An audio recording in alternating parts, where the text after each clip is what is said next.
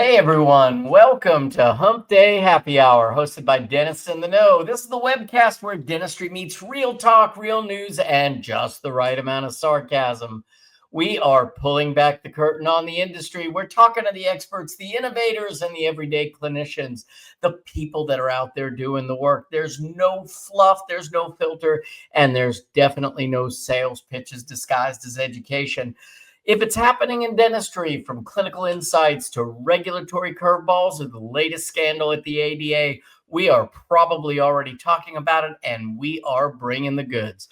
So whether you're a seasoned doc, part of a dental team or industry, a curious consumer, or maybe you're just here for the banter, we welcome you all to the show, because around here, we're not just in the loop, we are in the know.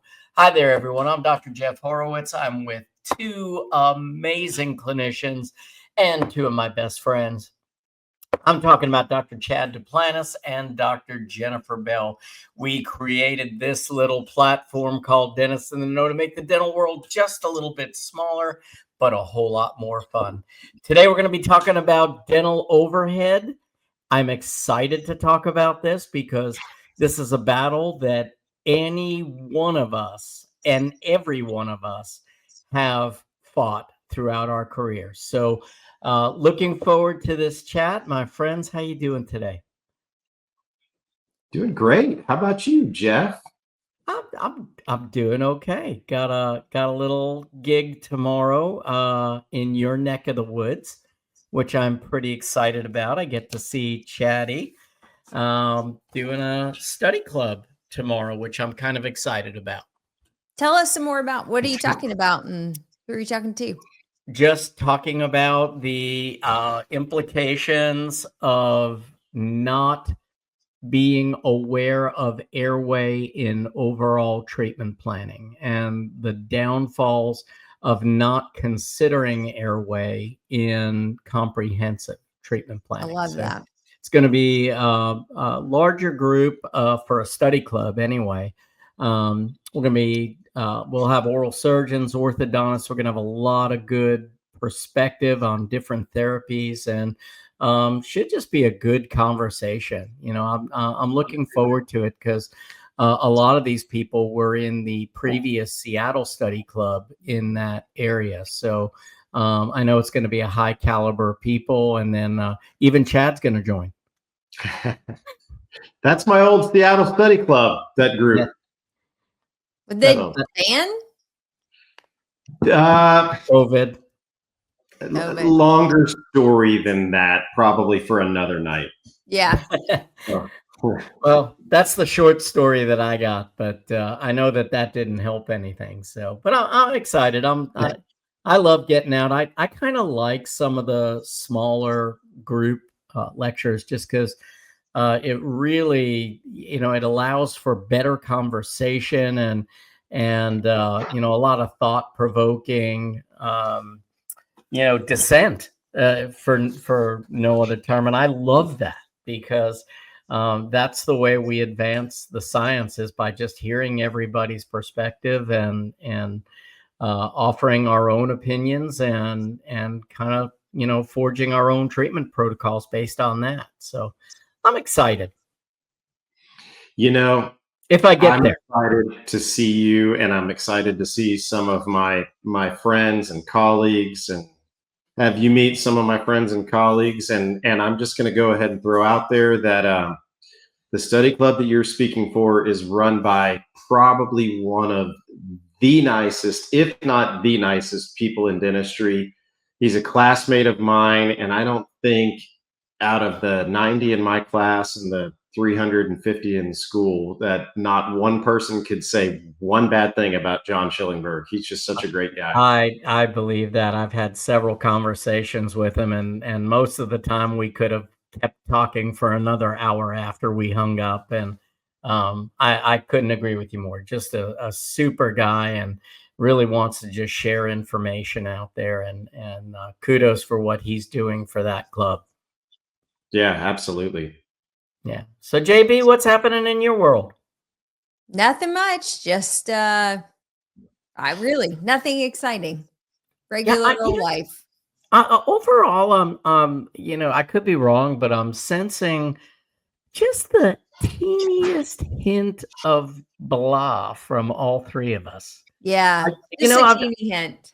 I'm not feeling the usual kind of high energy that the three of us bring, and I'm not sure what it Is is. it because it got cold? It could be. It I mean, could it got cold. yeah. It could also Hey, be so this is cracked 2 rims in 3 days. Yeah. this is a interesting question for you all. We're all located geographically in different sections of the United States. However, you guys are on the same basically longitude. So I have a question, and this may be a stupid question, but are you all experiencing the northern lights in your neck of the woods? Yes, but not as bold. But So yes. So we, as soon as we're done tonight, we are going to go jump in the car and go just around the corner to the top of the hill where we can see for miles and try and see if we can catch the northern lights tonight. Yeah, I think So it's flat where you are too, and that helps. I lose the horizon a ton where we are, so it's a little bit harder to see them here. But yeah, I'm just gonna get on the roof. there you go. yeah, there you go. There you go. So sorry, I thought I'd ask. I didn't know if it was. I know it's really concentric here. I just didn't know how it was over there. I don't think it's as bright as it is where you are, but we did Yes. get it last night. But I Did you didn't see any of I it, was JB? asleep. I was asleep. Oh, I okay. heard that it happened. Yeah, well, There they talked were about great it on the news pictures on today, social and they media said they'll let us here. know. Do what? What? No, they mentioned on the news that we could get a view of it, but it's not, you know, it's not a guarantee. So Yeah. I think Yeah. on the 11 o'clock news, they're going to let us know if they think If it it's gonna- happened, and you're Yeah. like, great, cool. Yeah. Yeah. But I'll be long asleep because I have a 6 a.m. flight tomorrow. Yeah, exactly. Yeah. Hey, here's another random story that I just thought I'd share because we do sometimes talk about this. And I know we shouldn't be talking about random things, but Jeff, I've been meaning to tell you this, and I just have to tell you this right here.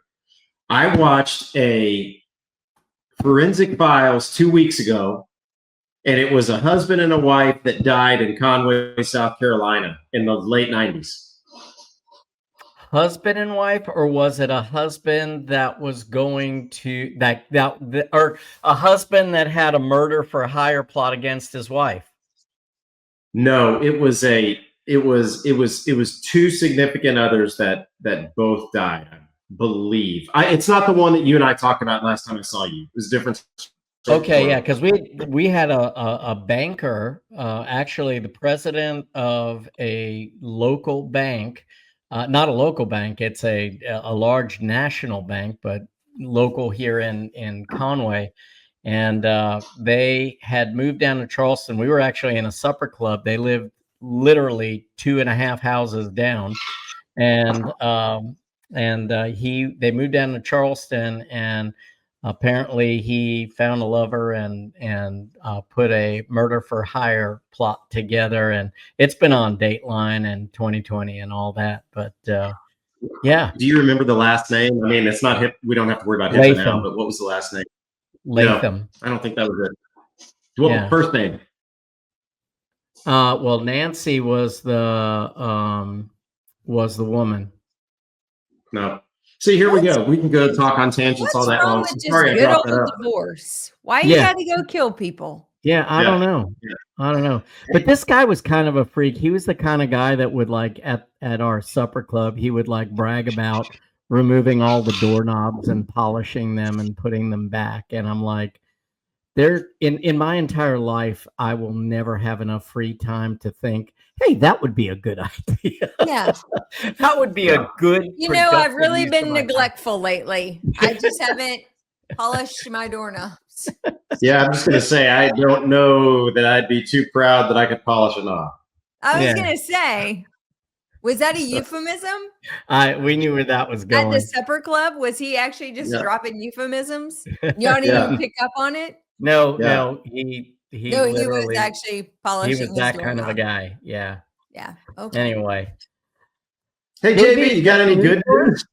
I have news, but I'm afraid none of it will compare. It won't hold up to that. I'm curious. We'll have to talk about this offline but Conway has been on like 2020 and Dateline probably no less than 4 times since I've lived here for just crazy kind of stuff like that. I'll look it up. I'll let you know. All right, let's let JB do the news. All right. Well, just a couple of things to talk about. Obviously, a big vote, I think, is happening in the next little bit. Maybe it's happening now, and I just don't have the news on in my studio. But the government has been shut down for a record amount of time. So I think we're all hopeful that maybe we'll get back to normal. Folks who are doing the work will get paid and that we can move on from this debacle. I kind of made light of it the first day it happened, not intending or thinking that it would last this long, but here we are nonetheless. So I'm hopeful that tonight, the evening of November 12th, that we will have a conclusion to this little escapade. A couple of really, we'll just start with the sad stuff and then we'll get to the really weird stuff, because you know how I like to just keep it very not positive, I guess. A couple of statistics came out this week that I am now continuing to find rather disheartening. First is the dental workforce is getting younger. I think none of us are super surprised. A lot of folks left in early retirement around COVID. It did kind of create this big sucking sound for our more experienced dentists in the marketplace. Now, a large number of dentists over the age of 60 have left, and that's been going on since about 2017 with a pretty big jump around 2020. More than half of dental assistants are currently applying for new jobs or planning to do so in 2026. So if you don't know where your dental assistant's head's at right now, maybe we have a little conversation about that. And about 12% of dental hygienists are also doing the same. They're either currently applying for new jobs or planning to do so in 2026. This just continues to show the volatility in the dental workforce and how a lot of movement is happening within different practices as folks are changing jobs for commute, work-life balance, and pay. A very strange story comes out of Australia. Now, I have to say, there are some kind of funky rules in Australia that was sort of really highlighted in COVID. They stayed locked down way longer than most other countries and still have kind of some weird rules around visiting their country if you think you've ever been sick or weren't vaccinated. But anyway, a periodontist in Australia had to call the police on a dental patient when she told him she didn't feel comfortable with him using an AI note-taking program during her visit. Now, this happened on November 9th, or it was published at least in the Daily Mail on November 9th. So the periodontist sat down, was doing an exam with a patient who came to him for a toothache. He indicated to her at that time that he wanted to use an AI note-taking apparatus, which I think we all know some of the ones that are on the marketplace today. She declined, saying she wasn't comfortable with that. He was a little bit disgruntled, but went on, did a quick exam, made a determination, wanted to refer her somewhere else, and then brought up the AI note-taking thing again. And at some point, this escalated into an ordeal in which the police ended up being called. It actually seems to have de-escalated as fast as it escalated. The police got there and found it all very comical. I don't know what really happened in the operatory. If the AI note-taking software had actually been turned on, we might have a little bit more detail, which is the irony of the story. But the overarching theme is, as these AI technologies start to come into play in the operatory, and we are using them for improving our note-taking capability and documenting more accurately what is happening in the operatory, are we going to have more confrontations with patients about whether or not they will consent to allow the AI note-taking device to collect the information that is being gathered in the room? And with that, that's the news. Charlie and Diane Parker. Charlie and Diane Parker. I have to ask Jenny. I don't remember that one. Yeah. So there you go. All right. Was So that Are you image giving just us up a on the taste of screen some for you? northern lights? Did yeah, who that was go up that? on the Who sent that? Who sent that photo? Ed Piotrowski, our local weather guy from his house in Myrtle Beach, just sent that. Well, hot dog. Hot dog. Yeah, Myrtle Beach, Northern Lights. How about that? That's Is that fantastic. really happening in Yeah, that picture was from our local weather guy who was at his house and snapped a picture and just who put it out. clearly has a better view than you do from your house? Yes, Yeah, yes. Unquestionable. without a doubt. Yeah, yeah. So All right. let's get into this, guys. Yeah. Great news segment. But let's get into some overhead talk. So, what for you, JB, has been your biggest struggle as far as controlling overhead? You're probably, of the three of us, the most mindful of cost management. Although Chad Um, has really been stepping up his KPI game. yeah. Yeah. Well, Yeah. but KPIs are great, but the other side of that is, really doing something about it. Sure. So, what So would if you? you'll indulge me for just a Yeah, second, I will at least give you some current benchmarks for the listeners to sort of say, okay, if I go back on Monday and I'm reviewing the podcast and I'm thinking, okay, what numbers do I need to be paying attention to? So general overhead, 65% is a healthy bottom line. I think most practices in the GP space are running a little closer to 75%, if we're all really honest. And that's not including your own compensation or whatever personal expenses. You don't have to disclose that to me. I'm not the IRS, but whatever personal expenses you may be running through the practice that in reality might not be, you could move them off the balance sheet and your practice would still survive. Okay. So 65% would be super healthy. 75% is probably where most of us are living. And then if we want to look at overhead specifically, 25 to 28% is roughly staff costs. And most practices are probably living within that world. Lots of practices are getting closer to 30%, which is where dentists are really starting to get squeezed. JB, let me stop you there for Yeah. a second, because this is a question that comes up very often with regard to payroll expense. Because I think most people have heard anywhere from 20% being very healthy up to maybe 25%. What about payroll taxes and things like that? All Is that included. Yeah. included in that?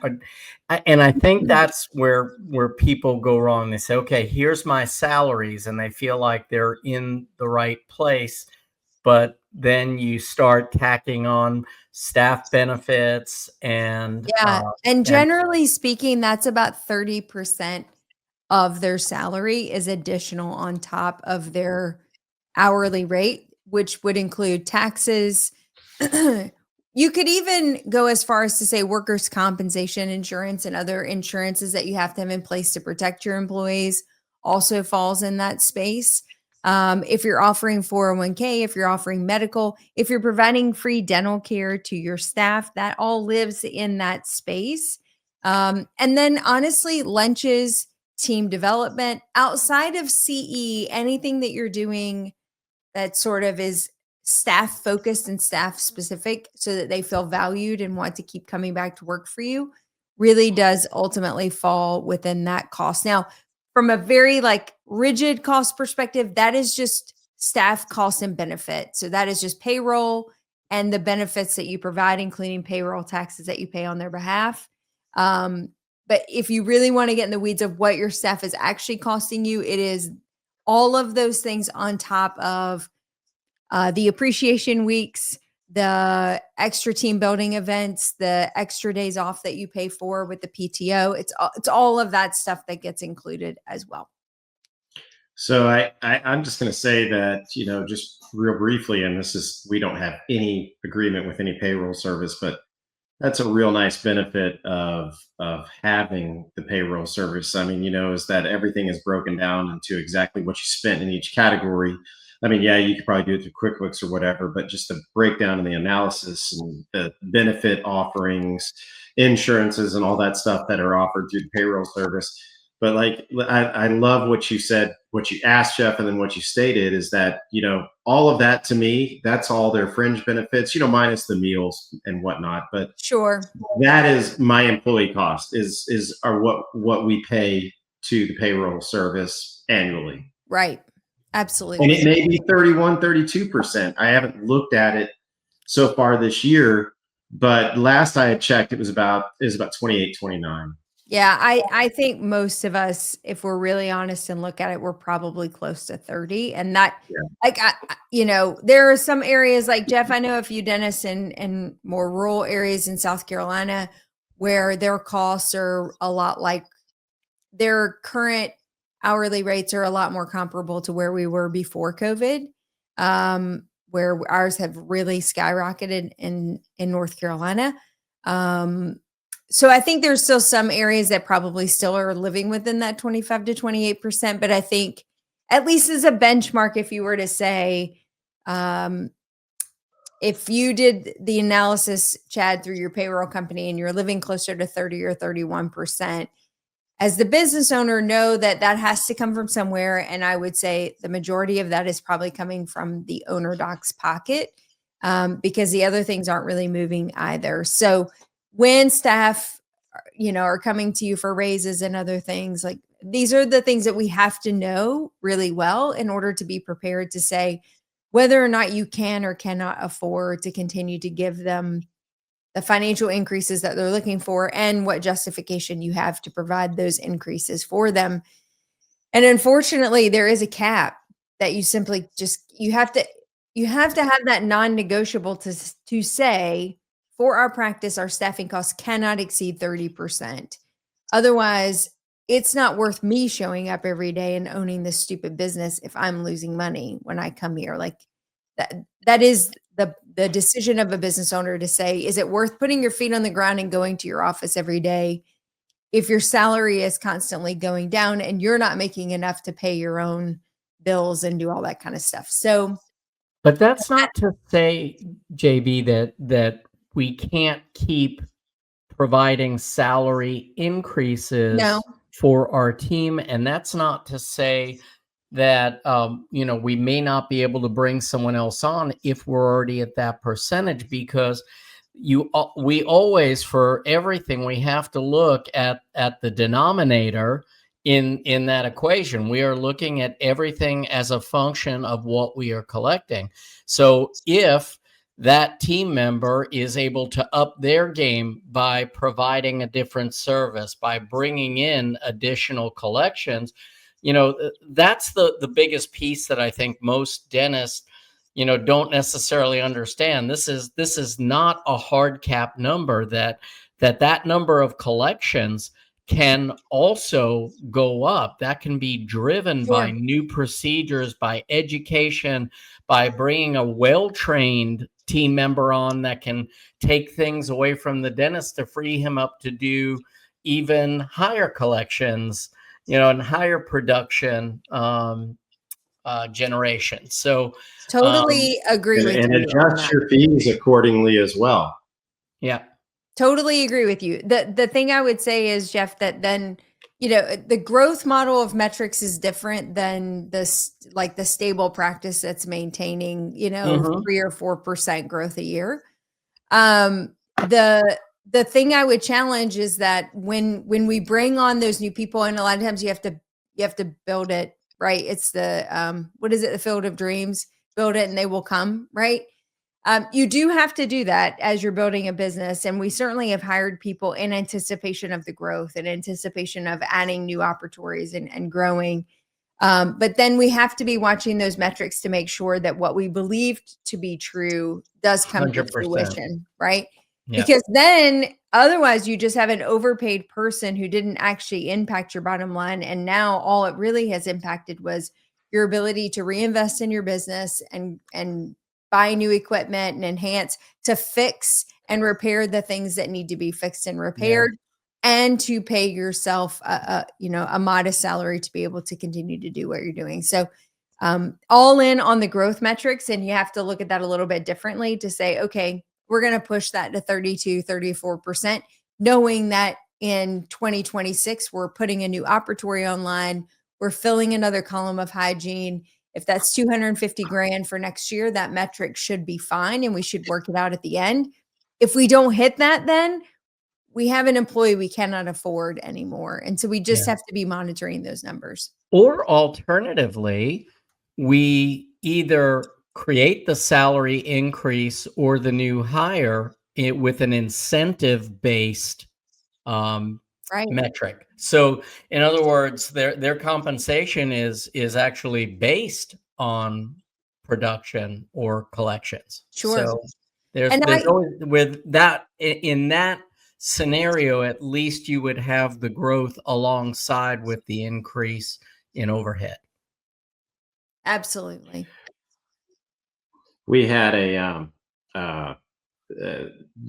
hygienist. We offered all three of our hygienists to go on commission-based production and or salary, and they, two of them dug their heels in, and one of them was like, "I'm in," And it's kind of funny how it all worked out, because in fairness, I did give a guaranteed minimum, but it was much lower than the hourly rate, and that's what they would get on vacations and holidays and whatnot, because it had to be entered, and then everything else was paid as a bonus beyond that hourly rate. So they never made less than the hourly rate. So they logged their hours and their production. And the beauty of it is they were in control of their own destiny, their own raises, and whatnot. Every time we did a fee increase, they got a raise.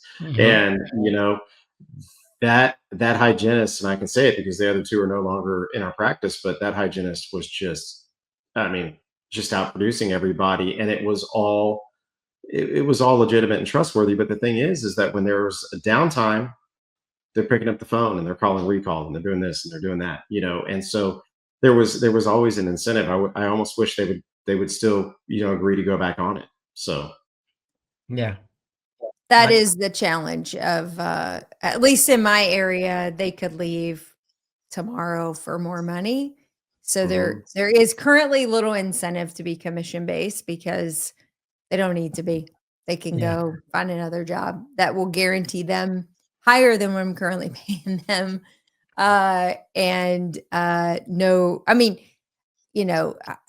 The statistics I'm seeing right now, at least in my area, is that hygienists are being paid roughly 40% of their production. That's pretty substantial. Doctors are not being paid 40% of their production, and owner docs definitely are not being paid that. Associate docs are getting guaranteed somewhere between 30 and 33%.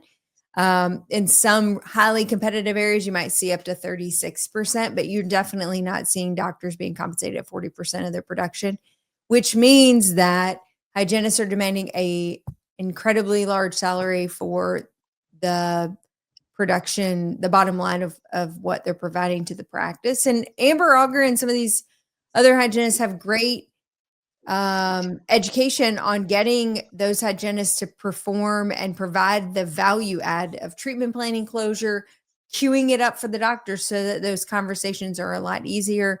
So there is a tremendous amount of opportunity. This is not a hygiene bashing session. It's just to say, if we're really looking at numbers, this is an area in the practice that's really getting a little bit lopsided if you don't have the right people on the bus who are engaged in the metrics of the practice and are engaged in the bottom line. Yeah. I didn't mean to hijack. I know you were trying to kind of run down the different percentages of overhead, but I really think, payroll is probably an area that is the most impactful to the bottom line, because it's your largest. It is by far the largest line item on the P&L. Yeah. So short of mortgage payments, depending on how leveraged you are, your staffing cost is your highest, and there's very little fluctuation. That's a pretty steady number, because unless you constantly send people home when you're not busy, which we do not do because at some point people depend on a certain amount of compensation per month to keep the job. Then it's not a fixed cost, but it's certainly not highly variable. You can pretty much dial it in within, a certain percentage point versus lab and supply costs and other things that are very variable depending on your production for the month prior. So you need to know what your staffing costs are because you're carrying that. And I think all practice owners will tell you that there's been at least one night in their ownership life where they worried whether they were going to make payroll because they knew that people were depending on them for that check. And, a combination of things or an emergency situation happened or whatever it might happen to be. I think just about everybody has had at least a sleepless night or was concerned and making sure that they had all their ducks in a row, that payroll would be met, because that is our true obligation to our people. Otherwise, if we fail on that, our business doesn't have a lot to stand on, So anyway, Agreed. and then for supply and overhead or supply and lab costs, typically 10% between both of them. Generally speaking, they're each about 5 to 6%. So if you're doing more of your own in-office milling and stuff, you might have your lab cost closer to like 4% or 3%. If you're not doing your own in-house milling, you might see your lab costs higher. So then you have to kind of finagle on the overhead side. And what I wanted to bring up in all of this is that, Chad brought up a good point about raising fees. And I do think you need to have that healthy responsibility of raising your fees annually, a certain percentage point, et cetera. But for most folks in the US currently, there is a pretty significant percentage that are in network, and the in network contracts are not going up at the same rate. And you can only negotiate every 2 to 3 years if you're lucky. In some contracts, like one recent company that I left, has never allowed a negotiation. In the 17 years that we were a participating provider, we never had a negotiation. So that means we were still being compensated. I think we had a 1% increase from them back around COVID time, but that means we were still operating on contract negotiations that happened back in 2010. Jeez. So my point is that increasing your fees for a large majority of folks that are in network, which I think is about 80% of doctors today, doesn't do much. It helps, but it doesn't move the needle enough to compensate for where all the other expenses are coming from. So what I wanted to highlight was that if you're not a member of a group purchasing organization, if you're not leveraging some type of buying power, you're missing out on what all of the DSOs are taking advantage of. And the DSO structure currently, they can buy a cotton roll at 40% what the average private practitioner is paying. And it's enough to piss you off, like royally piss you off. Because at the end of the day, you realize that the deck is severely stacked against the independent practitioner, because if the independent practitioner is having to pay 60% higher than what his competitor is paying, then the business model ultimately doesn't make sense. So how does independent practitioners then leverage their buying power together to lower their overall costs? And groups like AIDA are trying to position this in such a way that you can get those same prices that DSOs are leveraging. And there's a couple other groups out there. Like I'm a member also of the COIS purchasing group, because I'm a member of COIS and I can get a couple very specific products that I use through COIS for 25 or 40% less expensive.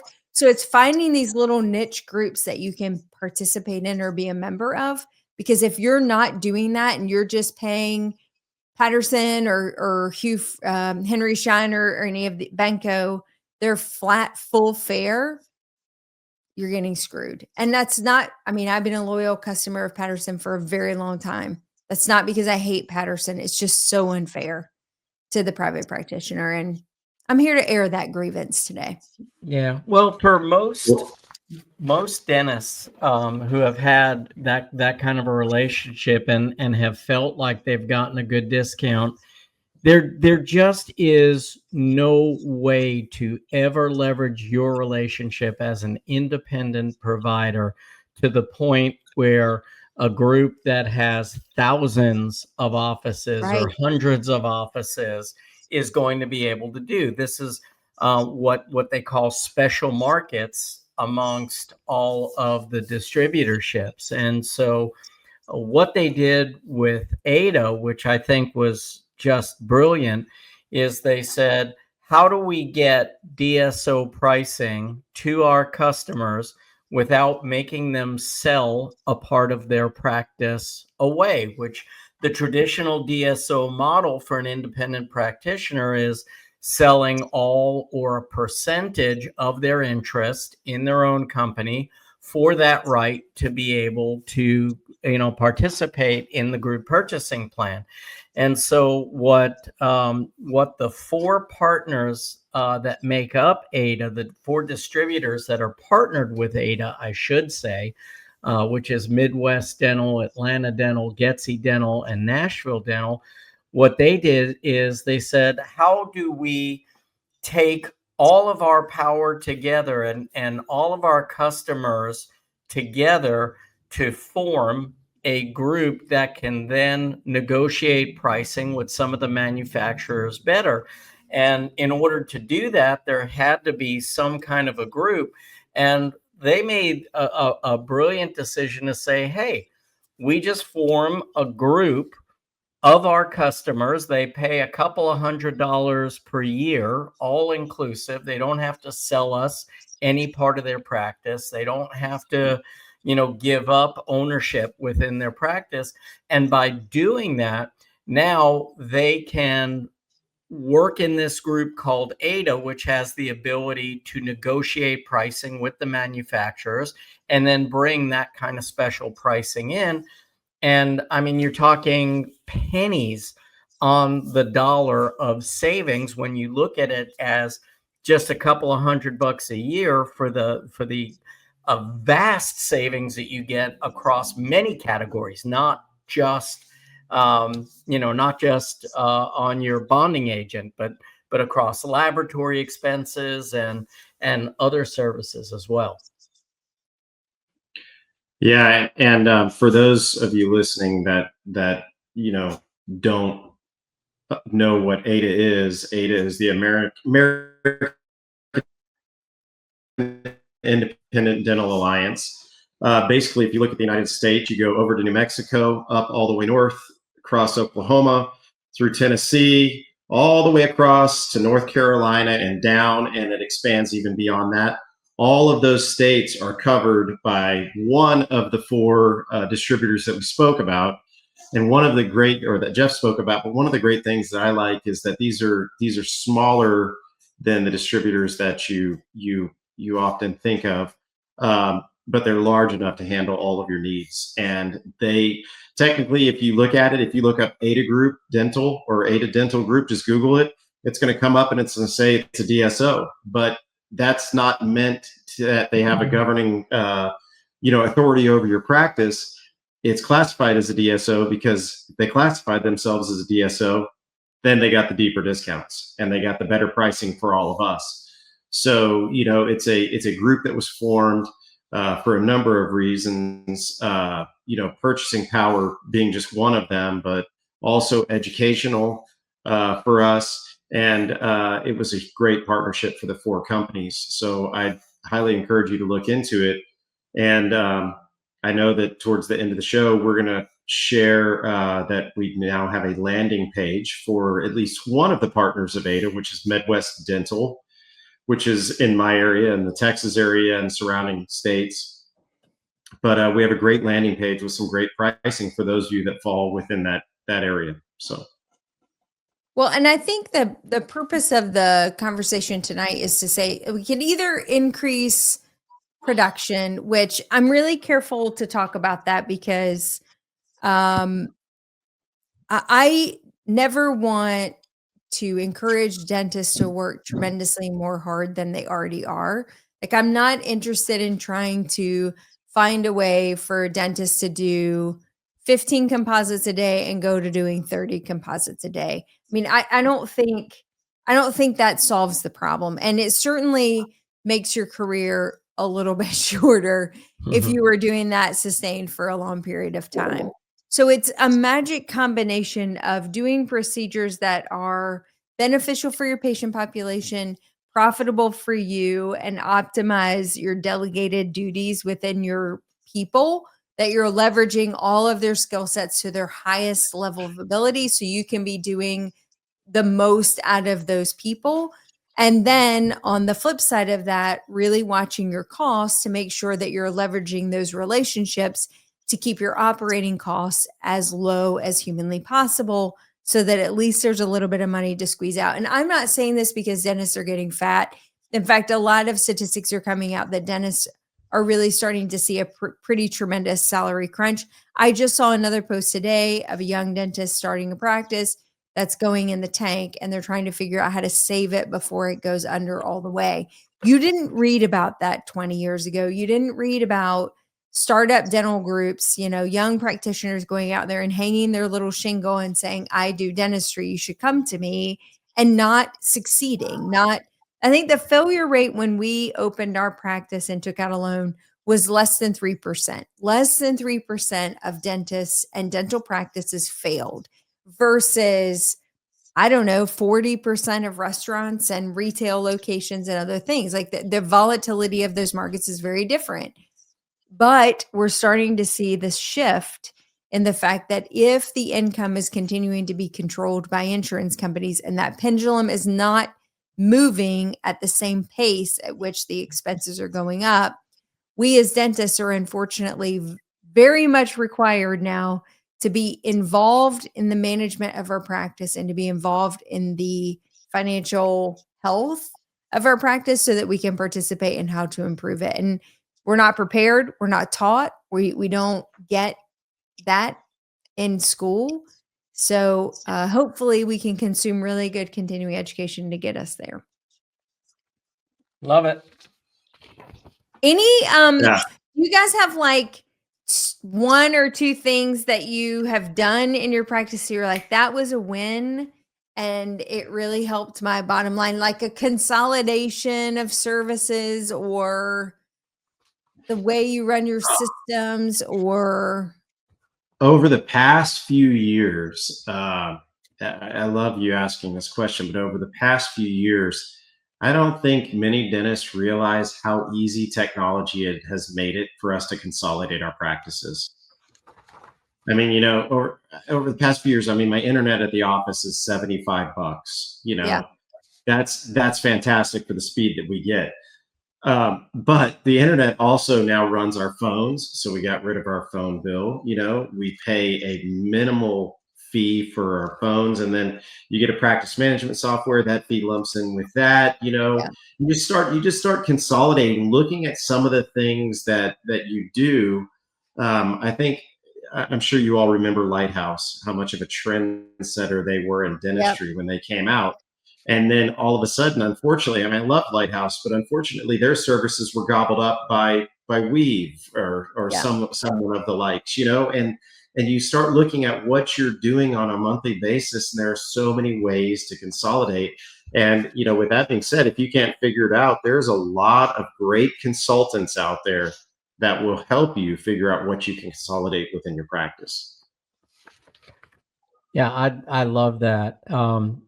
The other thing I would add is I think controlling your collections, again, I always think about the denominator in all of these equations, which is, how much money are you bringing in at the end of the day? Because the more it is, the lower the percentage, the less it is, the higher the percentage. And so again, agreeing with what you said, we're not trying to get anybody to work harder, but we're trying to get them to work smarter. So having the right person at the front office that is collecting what should absolutely be collected on the day that it should be collected, not waiting an exorbitant amount of time to get those monies in, because every day you wait to get that dollar in, it is worth less than it was the day that you build it out. So having that person that you can trust, and secondarily is having a way that you are absolutely going behind to oversee that person. So having that right person who you know is going to collect, but also letting them know, hey, someone is watching to make sure that I'm doing my job that well. Yep. Checks and balances are just so important. And one of the best things that I did in practice, and a lot of people will disagree with this, but is I did have my wife involved in the practice for a long time. And but we did it in such a way, she was not involved in like the day-to-day, we're making this policy, we're making that policy. She was not the office manager. She was the accounts payable and HR side of the practice. But she looked at the numbers for me every single day and kept a pulse on what was happening. And I just can't stress that enough. And it doesn't have to be your wife. It can be, or your husband. It can be you, if you can carve out that piece of the day to make sure that that work is getting done.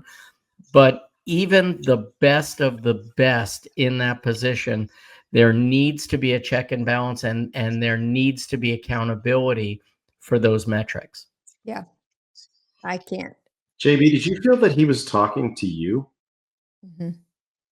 He kept doing a lot of this. Yeah, I stole money from him one time. I need to borrow $5 at a bar one time, and he'll never let me forget it. And Jenny sent me a bill. She sent me a bill. The balance sheet didn't balance. His arms flap when he gets didn't balance. No, I think your point is super valid. Like Ange and I were that for each other because we were a partnership. So she handled some things, I handled other, but we had implicit trust of one another. I think the problem is finding that person in your life that you have implicit trust in. And I will say it's probably very rarely somebody you employ. Like there's got to be like a deeper relationship beyond that. Not that partners don't screw each other, not that spouses don't screw each other. Like I'm not oblivious to the number of dentists that have gone home and married, who have stolen from. Right. And absolutely. And the number of dentists that have married their hygienists. Like I'm not oblivious to any of the statistics. I'm just saying it's important to have a neutral person in your corner that only cares about your success. And in Jeff's situation, that was his wife, and she's still 100% locked in on that today. For me, it was my business partner, still locked in 100% on that today. So just be mindful, and if you have a second doubt about it, maybe you should get a third or a fourth influential person there to make sure that the books are being balanced. I wanted to say mine. So you guys both brought up really great things. I think the other big key is having your inventory really visible. So I think the death of dental practices from an overhead perspective is a ton of cabinetry and drawers. Have you ever just walked into your sterilization or your operatories and just started opening up stuff? And you find, number one, you always find a shit ton of broken things that you're like, hey, why are there 7 hand pieces in here? Well, they don't work. What's the long plan? What are we doing with them? Well, nothing. You told me not to fix them. Then why are they still here in this space? Why are they taking up space? Well, I didn't want to throw them away. Well, you have to throw them away or recycle them or whatever, but they have to go now. So I would encourage every dentist, if you've not done this recently, just walk in, especially if you have a ton of cabinetry, and just start opening up stuff. You're going to find, number one, you're going to get pissed off. Just go ahead and prepare you for that. Because every time I do it, I get angry. You're going to find a lot of things that you've bought now 3 or 4 times because no one could find them. And there it was lying dead in a drawer or buried behind a cabinet. So how about 17 air water tips in the U drain underneath the sink in my sterilization area? 17. Yep. Didn't even know that you could fit that many in the pipe. How many times have I had a garrison ring go in the trash? Until I started telling folks that their pay was going to be deducted. And now, amazingly, I have not in probably 4 years bought a garrison ring because of loss. I replace them as they wear out, but I don't replace them because we just can't find them anymore. So what I wanted to say in that is, number one, there are some keys here. Number one, I keep all of my inventory, reusable consumables in open, clear bins or tip out containers. So we can see, and my lead assistant that manages all of that at both of our locations can see exactly what we have on hand at any given time. We also only have a roller cart in every operatory. The hoarders, there's always a squirrel or two on your team that wants to have everything in their operatory so that they never don't have what you need. But the reality is you don't need all of those things in your operatory all the time. Sometimes you're just going to have to get up and go get something.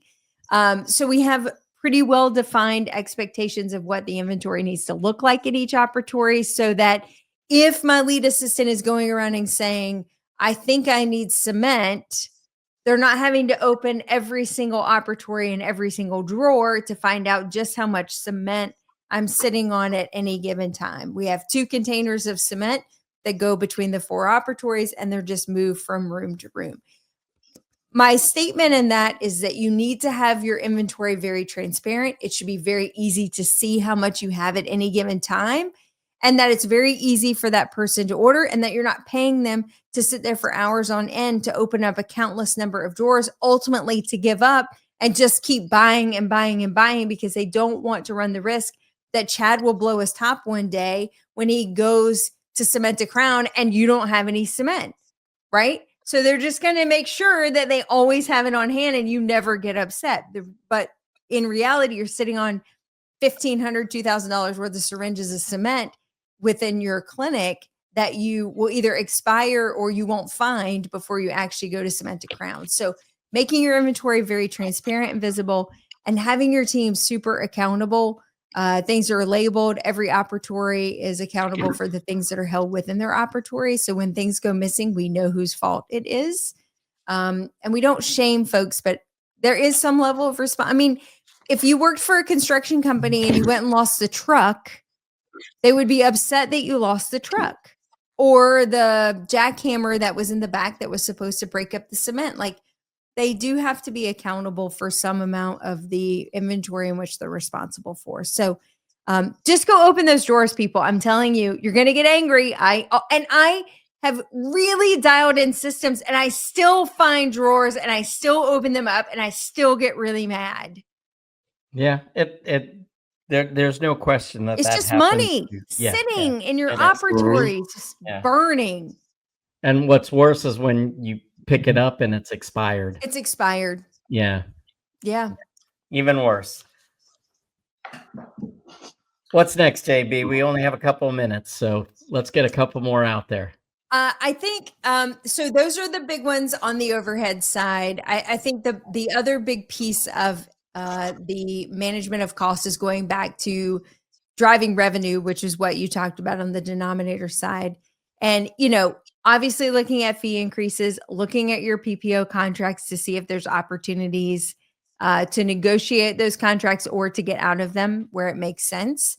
And certainly I would encourage a healthy cull. We've done that pretty consistently for the last 15 years, and our business has never done worse the year after it left a network. And this past year, we left our biggest network, which was 30% of our patient population.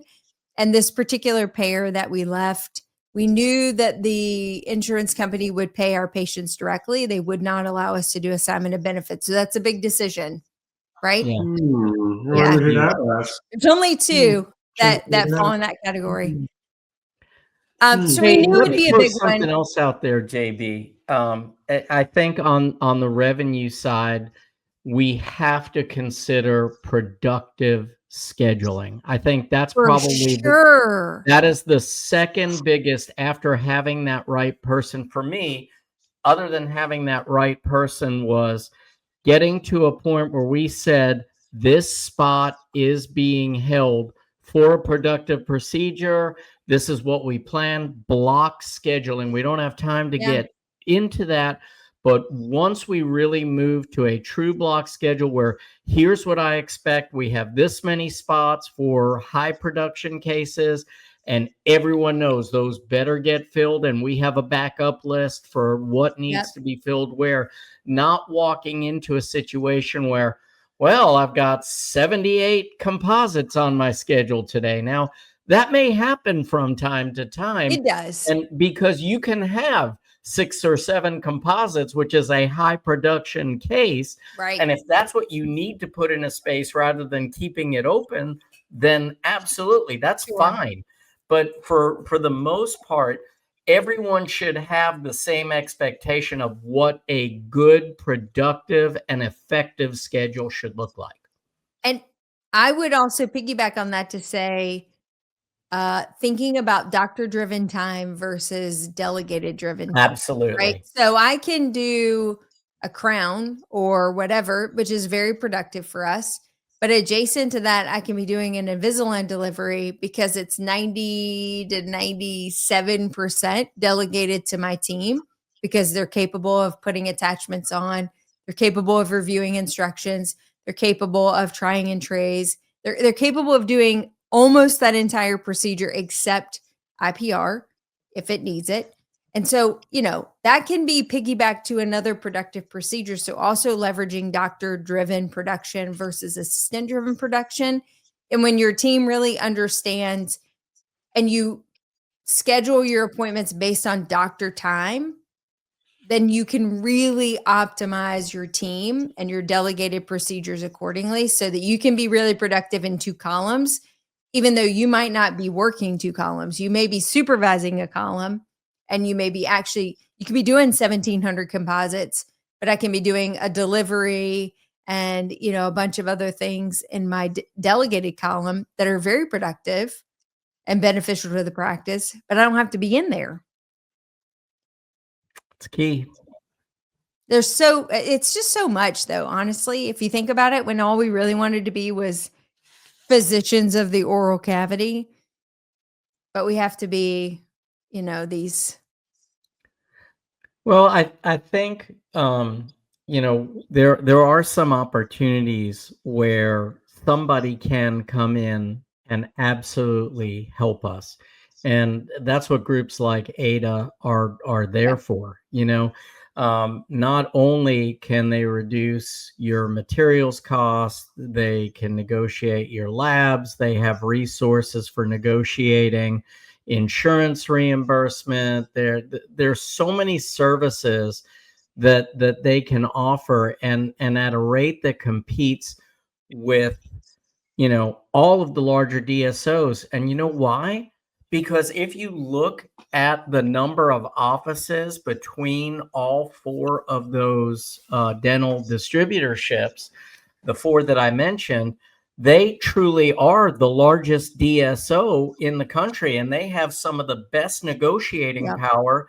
If you think of the biggest one you can think of, like a Heartland or an Aspen or something like that, guess what?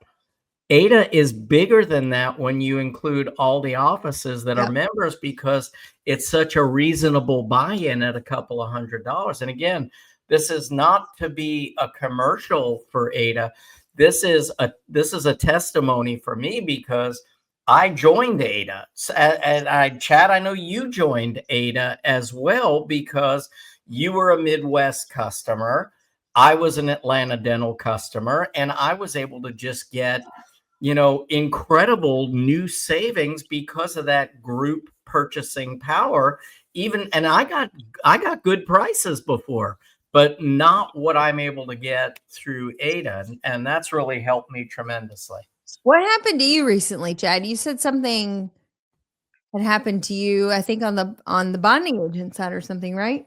Yeah, I mean, the first thing I looked at when we were in the process of approval of this landing page for our discounts, I looked at the bonding agent that I'm using currently because that is the one example that's on the page. And I was like, holy crap, I'm paying that for that bonding agent. And then they've got 4 other choices that I know are good because I've used some in the past. I'm weird about bonding agents, but I've used some in the past. I'm like, well, crap, I haven't used this one before. I want to try it because it was about 60% cheaper per unit than what I'm paying.